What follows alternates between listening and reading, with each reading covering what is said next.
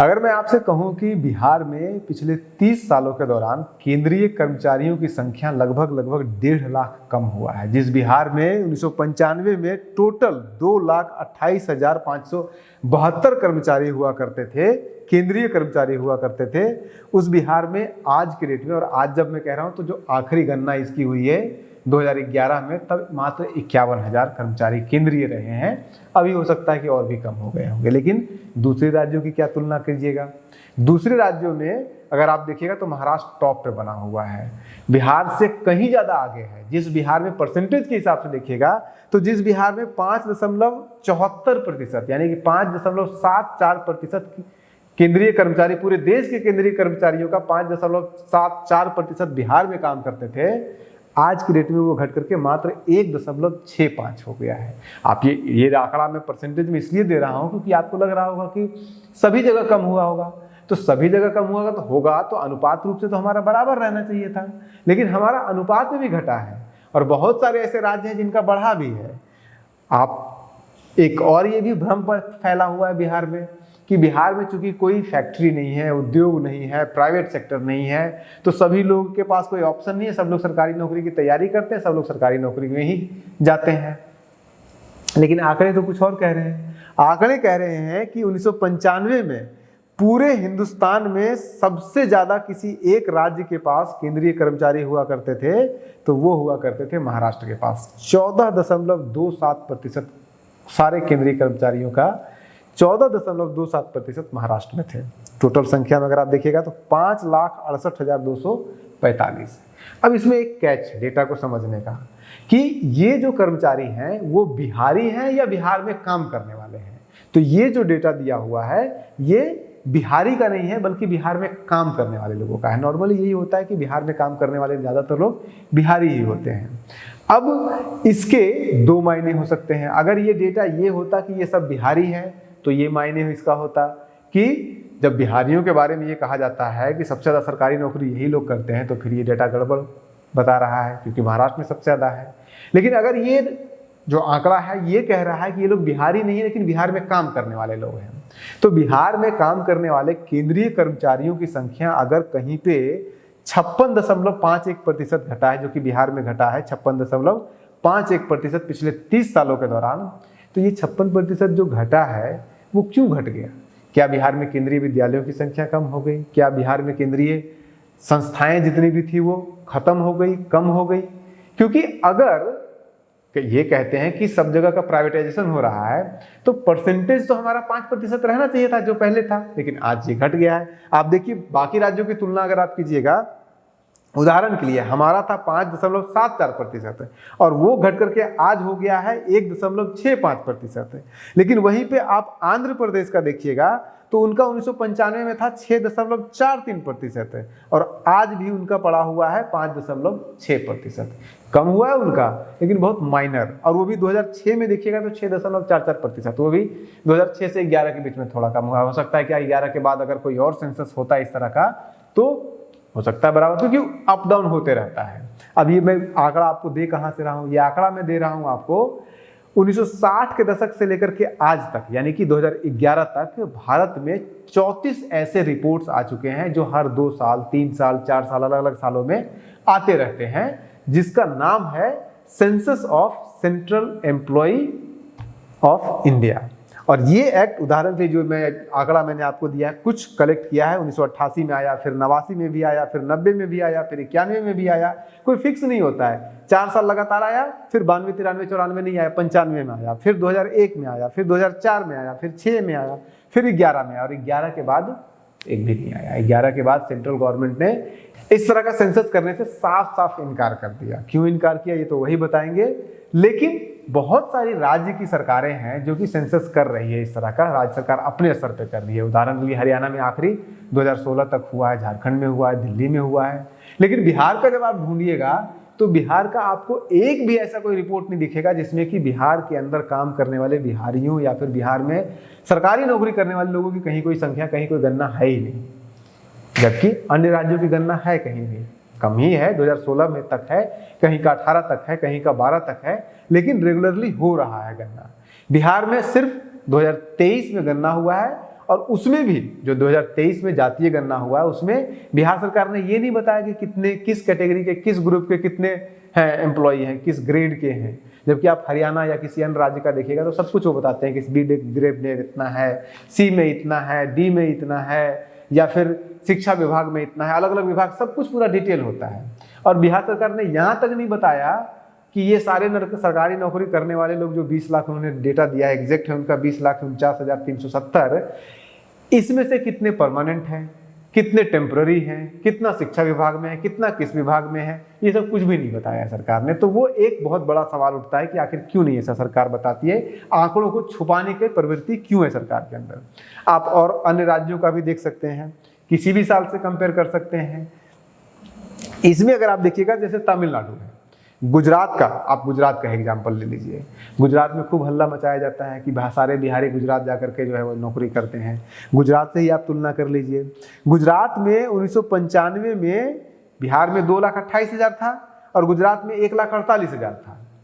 तो मतलब बिहार में अगर लगभग 2.5 लाख था और गुजरात में 1.5 लाख था कर्मचारी, केंद्रीय कर्मचारी 1995 में, तो 2011 में क्या होना चाहिए, 2011 में भी उसी अनुपात में होना चाहिए।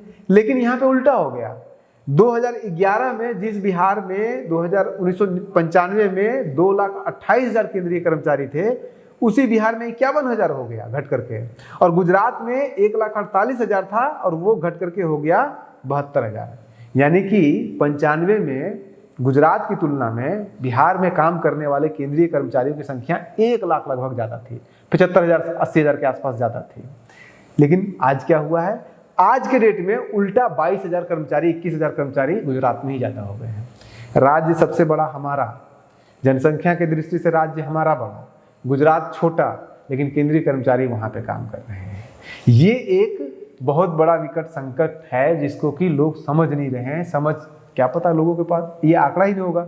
ऐसे ही आप कोई सा भी राज्य उठा लीजिए, जैसे तमिलनाडु उठा लीजिए।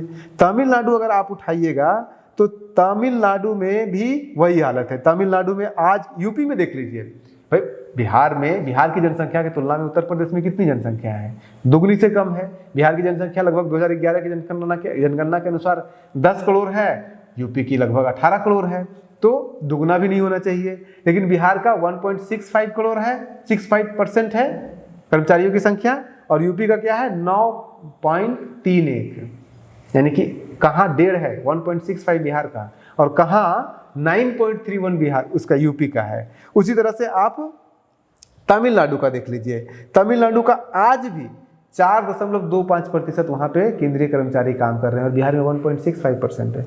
आप ऐसा कीजिए कि झारखंड और बिहार को, दोनों को जोड़ भी लीजिएगा ना, तब भी टोटल जो है वो इन सभी राज्यों से कम ही होता है।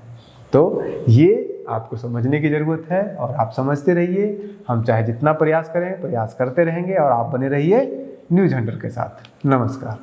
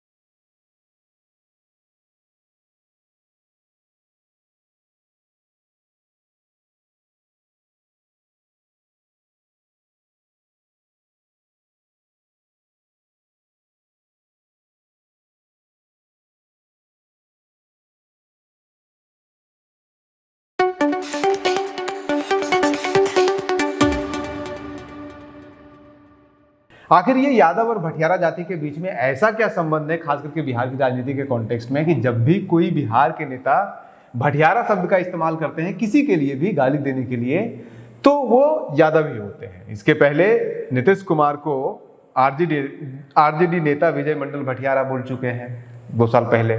भटियारा इस सरकार भटियारा है, यहाँ कोई कानून व्यवस्था नहीं है। और उसके बाद फिर अब पप्पू यादव, हालांकि वो आरजेडी से नहीं है लेकिन महागठबंधन का तो हिस्सा जरूर है। भैया चुनाव आयोग तो भटियारा आयोग, चपरासी है वो, बीजेपी आरएसएस। तो हमने ये जानने का प्रयास किया कि क्या भटियारा और यादवों के बीच में कोई अतरंगी संबंध है क्या, किसी भी तरह का, ऐतिहासिक हो सकता है, कुछ भी हो सकता है, वैमनस्य हो सकता है, कुछ भी हो सकता है। तो हमने बिहार जातीय गणना सबसे बढ़िया, इसका अच्छा सबसे बढ़िया डॉक्यूमेंट है जिसमें कि आप दोनों कम्युनिटी को कंपेयर कर सकते हैं। जब हमने सोचा कि भाई अगर यादव लोग भटियारा को भटियारा कह रहे हैं और इसको गाली के रूप में कह रहे हैं, तो यादव कम से कम भटियारा से ऊपर होंगे, विकसित होंगे, शिक्षित होंगे, धनी होंगे, हर मामले में भटियारा लोगों से यादव लोग आगे होंगे। लेकिन डाटा बिल्कुल उल्टा कह रहा है। भटियारा और यादवों का जब आप तुलना करेंगे उनके आर्थिक स्थिति, शैक्षणिक स्थिति में, तो बिल्कुल उल्टा नजर आता है। तब तो ऐसे लगता है कि भटियारा उल्टा यादवों को गाली दे कि तुम लोग जो है वो यादव हो, कुछ नहीं जानते हो, कुछ नहीं पढ़ते हो, ना तुम्हारे पास पैसा है, ना तुम्हारे पास मकान है, ना तुम्हारे पास जो है वो शिक्षा है, कुछ भी नहीं है। वो कैसे है देखिए। अगर आप सबसे बड़ा पैमाना होता है गरीबी का, जो गरीब होता है वही सबसे ज्यादा गाली सुनता है। लेकिन गरीबी का बिहार जातीय गणना का अगर आप रिपोर्ट देखेंगे और उसको देखेंगे तो बिहार में यादवों के अंदर गरीबी 35.87% है और भटियारा के अंदर कितना है, 24.63%, यानी कि बहुत कम है, 10% कम है भटियारा के अंदर गरीबी। उसके बाद फिर गरीबी का और पैमाना ले लीजिए कि ऐसे लोग या ऐसे परिवार जिसकी मासिक आय 20,000 रुपए से अधिक है, उसको अगर आप देखिएगा तो यादवों में कितने हैं ऐसे परिवार, मात्र 12.55% है। और भटियारा में कितने हैं, भटियारा में है 17.26%, यानी कि यहाँ भी भटियारा उनसे आगे है, कहीं ज्यादा आगे है। आप शिक्षा में आ जाइए। शिक्षा में अगर आप देखिएगा तो डॉक्टर बन रहे हैं लोग, इंजीनियर लोग बनते हैं, या फिर एमए करते हैं, पीएचडी करते हैं। इन अलग अलग चीजों को अगर आप देखिएगा कि किस जाति में कितने प्रतिशत है, तो सबका 1% से कम ही है।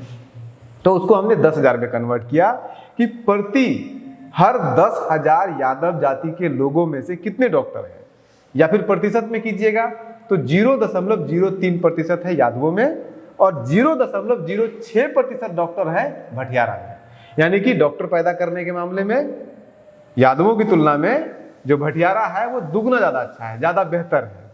इसके अलावा इंजीनियरिंग पे आ जाइए। इंजीनियरिंग में अगर आप देखिएगा तो यादवों के भीतर जो इंजीनियरिंग का परसेंटेज है वो मात्र 0.18% है, यानी कि 1,000 लोगों में से मात्र 1.8 या 10,000 लोगों में से, 10,000 यादव जाति के लोगों में से मात्र 18 लोग जो है वो इंजीनियर हैं।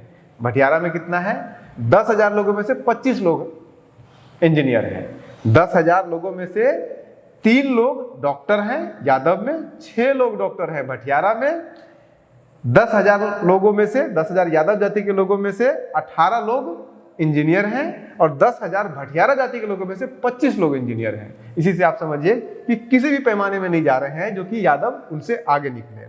एमए की डिग्री की पढ़ाई कर लिया है, ग्रेजुएट का डिग्री का उठा लीजिए। ग्रेजुएशन अगर आप देखिएगा तो ग्रेजुएट कितने प्रतिशत यादव ग्रेजुएट है, 5% यादव ग्रेजुएट है, 6% भटियारा है। आगे तो है ना, 1% आगे बहुत हो जाता है। उसी तरह से आप एमए का उठा लीजिए। जो मास्टर लोग किए हुए हैं, मास्टर तक की पढ़ाई किए हुए हैं, एमए हो या फिर वो एमकॉम भी हो सकता है या फिर एमएससी हो सकता है, तो मास्टर की पढ़ाई करने वालों में यादवों के अंदर परसेंटेज है 0.57%, यानी कि 10,000 में से 57 लोग किए हुए हैं मास्टर।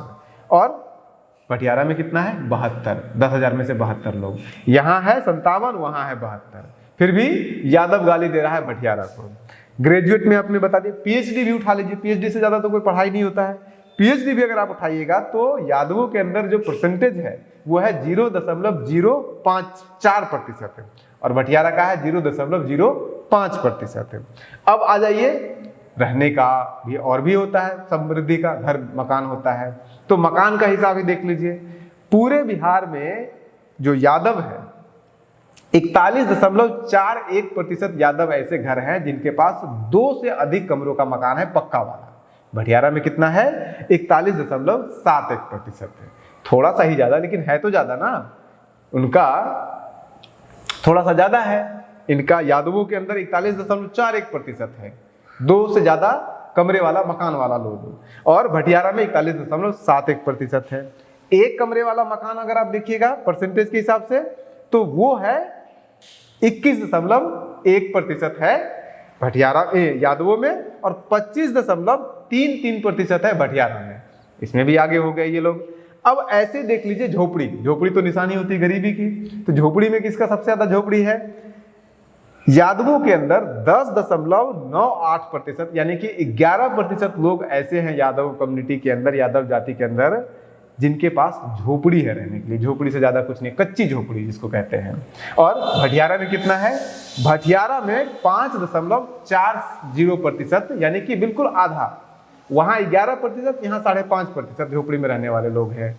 तो ऐसे ही किसी भी पैमाने को उठा लीजिए आप, और बिहार जातीय गणना ही सबसे बढ़िया इसका उदाहरण है। कोई सा भी पैमाना उठा लीजिए, हर पैमाने में जो भटियारा है वो यादवों से आगे है। अब इस तरह से हर मामले में, चाहे शैक्षणिक हो, आर्थिक हो, हर तरह से भटियारा लोग जो है वो यादवों से आगे है। लेकिन उसके बावजूद भटियारा को गाली क्यों समझा जाता है? उसके पीछे ऐतिहासिक कारण है। और यहीं पे सवाल उठता है कि भाई कम विकास करने वाले यादवों को पिछड़ा वर्ग में रखा गया है, लेकिन ज्यादा विकास करने वाले भटियारा को अति पिछड़ा में रखा गया। उसके पीछे कारण है, उसके पीछे है कारण वही रीजन जो कहा जाता है कि आप कितना भी आगे बढ़ जाइए, कितना भी आप शिक्षित हो जाइए, कितना भी आप धनी हो जाइए, जाति जो है वो जन्म से आएगी, न कि आपके पैसे से, आपके उससे आएगी।